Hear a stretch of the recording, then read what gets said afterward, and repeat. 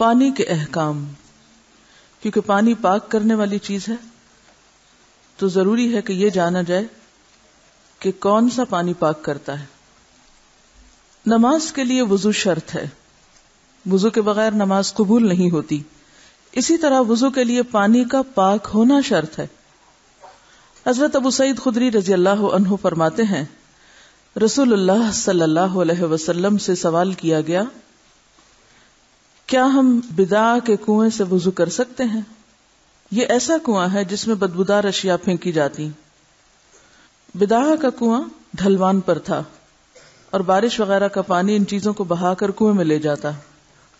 نبی صلی اللہ علیہ وسلم نے فرمایا الماء طہور لا ينجسه شیء، پانی پاک ہے اور اس میں دوسری چیزوں کو پاک کرنے کی صلاحیت ہے، اسے کوئی چیز ناپاک نہیں کرتی. یعنی پانی تو خود پاک کرنے والا ہے، پانی کو کوئی چیز ناپاک نہیں کرتی. تو اس کا معنی کیا ہے؟ آگے اس کی وضاحت دیکھیں گے. معلوم ہوا کہ کنویں کا پانی پاک ہے، اگرچہ اس میں چھوٹی موٹی چیزیں ہوا سے اڑ کے پتے وغیرہ اور بعض بظاہر گندی نظر آنے والی چیزیں گر بھی جائیں تو بھی جب تک اس کا رنگ نہ بدلے، ذائقہ نہ بدلے، اس کی اسمیل نہ بدلے تو پانی پاک ہی رہتا ہے. صرف کسی چیز کے پانی میں گر جانے سے پانی ناپاک نہیں ہوتا. نبی صلی اللہ علیہ وسلم نے فرمایا دریائی اور سمندری پانی پاک کرنے والا یعنی بہتا پانی، اور اس کا مردار یعنی مچھلی حلال ہے. رسول اللہ صلی اللہ علیہ وسلم نے جنبی کو ٹھہرے ہوئے پانی میں غسل کرنے سے منع فرمایا، جیسے ٹب وغیرہ میں، کیونکہ وہ نجاست ایک محدود پانی میں شامل ہو جاتی ہے اور پھر اس سارے کو بھی ناپاک کر دیتی.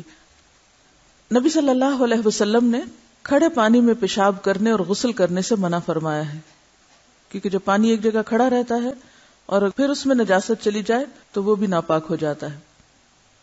نبی صلی اللہ علیہ وسلم نے کھڑے پانی میں پیشاب کرنے اور وضو کرنے سے منع فرمایا.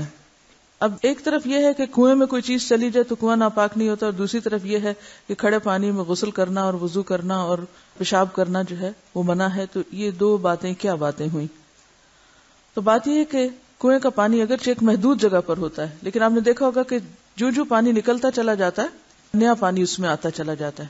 تو بظاہر ساکن نظر آنے والا پانی اصل میں ساکن ہوتا نہیں ہے. جو پانی سطح پر ہوتا ہے وہ دائیں سے بائیں یا بائیں سے دائیں چل رہا ہوتا ہے، لیکن جو پانی کنویں کے اندر ہوتا ہے تو وہ نیچے سے اوپر چل رہا ہوتا ہے، لیکن وہ بھی ایک طرح سے حرکت میں ہوتا ہے. یہاں یہ لکھتے ہیں کہ کنویں کا پانی بھی ساکن ہوتا ہے، اس کے باوجود پاک ہوتا ہے اور پاک کرتا ہے. میں ان سے اتفاق نہیں کرتی کہ ساکن ہوتا ہے، ساکن نہیں ہوتا، محدود جگہ پر ہوتا ہے لیکن مسلسل اس میں حرکت ہوتی رہتی ہے. اس کی وجہ یہ ہے کہ اس کی مقدار قلتین 227 کلو گرام سے زیادہ ہوتی. یعنی 227 کلو سے زیادہ پانی اگر کہیں ہو اور کوئی نجاست اس میں گر جائے جس سے اس پورے پانی کا نہ رنگ تبدیل ہو، نہ ذائقہ اور نہ بو، تو اس سے پانی ناپاک نہیں ہوتا. لیکن اگر اس سے کم مقدار والے پانی میں اور پانی ایک جگہ ٹھہرا ہو یا کسی محدود جگہ پر ہو جیسے کنویں میں ہوتا ہے اور نجاست گر جائے تو اس سے ان تینوں چیزوں پہ فرق پڑ سکتا ہے، یہ تینوں میں سے کسی ایک چیز پر، لہٰذا اس سے پھر پاکی حاصل نہیں ہو سکتی. اس سے غسل یا وضو نہیں کرنا چاہیے، خواہ اس کا وصف تبدیل ہو یا نہ ہو. یاد رہے کہ 1 کلو گرام 1 سیر 8 تولے کے برابر ہوتا ہے، یعنی سیر سے زیادہ ہوتا ہے.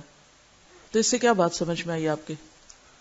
ایک بنیادی اصول یاد رکھیے کہ جب تک کسی پانی کا رنگ اور ذائقہ اور بو تبدیل نہ ہو تو پانی بظاہر دیکھنے میں اگر صاف ستھرا ہے تو اس کو آپ کیا کنسیڈر کریں گے؟